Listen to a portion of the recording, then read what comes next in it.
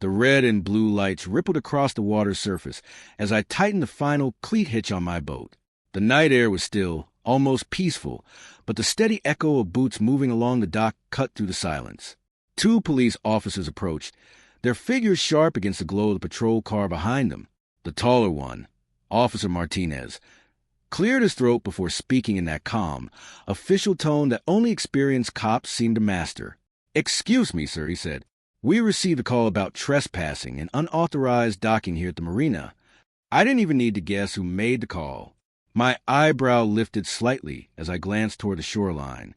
There she stood, platinum blonde hair, arms crossed tight, posture stiff with smug satisfaction. Patricia Hendress. Around Sunset Shores, everyone knew her by another name, Karen. She wore that same look of victory, chin tilted high, as if she had finally succeeded after weeks of trying to take me down. But to understand what happened that night, I need to go back and explain how I ended up being questioned by police over a boat I legally owned. 3 months earlier, I had purchased a waterfront property in the Sunset Shores subdivision. It was everything you'd imagine. Open views of the water, a classic craftsman-style house, and sunsets so perfect they looked painted. But the real prize wasn't the house. It was a bonus that came with it, a 51% ownership stake in the Sunset Marina right next door. The marina wasn't just a dock. It had history. Built over 40 years ago by a man named Frank Morrison, it had survived storms, development booms, and more HOA drama than most people could tolerate. Frank had been smart. He kept majority control even as the neighborhood grew around it. When he passed away, his estate attorney reached out to me with an offer I couldn't refuse. And that's when Patricia Hendress entered the picture. For 7 years, she had ruled the HOA like it was her personal kingdom, enforcing every minor rule with obsessive precision. She controlled everything: parking, paint colors, decorations, and apparently who could use the marina. Her reputation for power trips was legendary. She once measured neighbors' grass with a ruler to issue a violation. Another time, she cited someone because their wind chime sounded too melodic. Control wasn't just her habit. It was her identity. My first encounter with her happened the week I moved in. I was still unpacking boxes when she showed up at my door, holding a plastic-wrapped welcome basket and a thick 3-inch binder. Her smile was tight, overly sweet. "Welcome to Sunset Shores," she said. "I've highlighted the most important HOA rules for you. Pay special attention to sections 4 through 17. Those cover watercraft regulations." I thanked her, took the binder, and set it aside. I figured I'd read it later. That, apparently, was my first mistake. Patricia didn't like being ignored. When I skipped the emergency HOA meeting she scheduled for new residents, she took it personally. But things really escalated the first time I brought my boat to the marina. It wasn't anything flashy, just a modest 24-foot cabin cruiser. Clean, reliable, and something I took pride in. As I backed the trailer down the ramp, Patricia appeared out of nowhere, clipboard in hand like some kind of bureaucratic ghost. "Excuse me," she snapped. "You can't launch that here without HOA approval." I calmly explained that I lived at 47 Waterfront Drive and had marina rights tied to my property. Her face shifted through shades of pink and purple. "That doesn't matter," she said sharply. "All watercraft must be approved by the HOA board before entering our marina." That's when I dropped the first bombshell. "With all due respect, Patricia," I said with a small smile, "I don't just have marina rights. I own 51% of the marina. I bought it with the Morrison property." For a moment, she froze. The expression on her face was priceless, shock tangled with pure anger. But I should have known that was only the beginning. Over the following weeks, Patricia launched a full-scale campaign against me. Every day, emails flooded the HOA mailing list with dramatic subject lines, claims about unauthorized vessels, and threats to property values. She organized so-called casual gatherings near the dock, where neighbors would coincidentally show up while I worked, whispering about declining standards. Then came official complaints to the HOA board, the City Marina Commission, even the Coast Guard Auxiliary. Each time, I responded calmly, sending copies of my ownership documents and marina deed.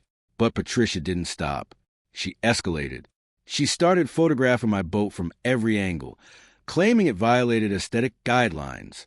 She measured dock distances with a tape measure, insisting I was inches out of line. She even hired an independent marine consultant, who turned out to be her nephew with a fishing license and too much confidence. The tension finally exploded at the next HOA meeting. Patricia stood at the podium like a prosecutor, presenting a dramatic slideshow titled The Boat Problem, a clear and present danger to our community. Slide after slide showed unflattering photos of my boat with red arrows and exaggerated captions. When she finally finished her 45-minute presentation, I stood up, walked to front, and connected my phone to projector.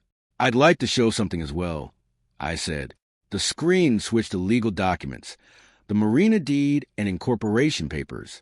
"As you can see," I explained, "the marina is a separate legal entity from the HOA. As majority owner, I have full authority over operations, approvals, and assignments. The HOA has no jurisdiction here." The room fell silent. Whispers spread as board members exchanged uneasy glances. Patricia's face turned bright red. "This is impossible," she shouted. "I've managed this marina for 7 years." "I didn't claim anything," I replied calmly. "I bought it. It's all on record." That was the moment she snapped. 2 days later, I returned from a quiet morning cruise to flashing police lights at the dock. Patricia had called it in, reporting me for trespassing and illegal docking. And that's how I ended up standing there that night, tying off my boat while officers questioned me about my own property. Officer Martinez listened carefully as I showed him the documents on my phone. His partner, Officer Chun, struggled to hide a smile. Patricia stood nearby, arms locked tight, tapping her foot impatiently. After reviewing everything, Martinez turned to her. "Ma'am, this gentleman owns a marina. You can't trespass on property you legally own." Her mouth dropped open. "But the HOA has rules," she protested. "We have standards." Officer Chin stepped forward, his tone firm. "Calling 911 for a false emergency is a misdemeanor. You wasted city resources over a personal dispute." That shut her down. Over the next few days, word spread quickly. Neighbors who had stayed silent before began speaking up. Slip renters approached me privately, sharing their own stories of Patricia's overreach, ridiculous rules, intimidation, endless complaints. That's when I decided it was time to act. I called a meeting for all marina users and interested residents. The room was packed.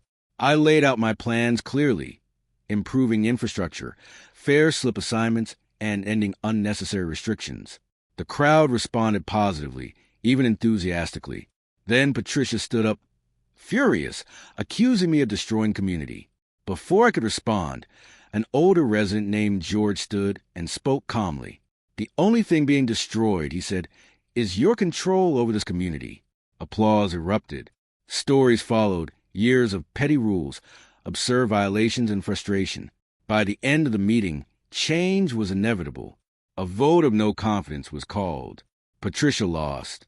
The marina was officially separated from HOA control. And just like that, her reign ended. Weeks later, she tried to apply for a slip herself. I reviewed her application carefully. Then I stamped it. Denied. The marina moved forward, peaceful, fair, and thriving once again. And in the end, the call she made to humiliate me did the exact opposite. It exposed everything.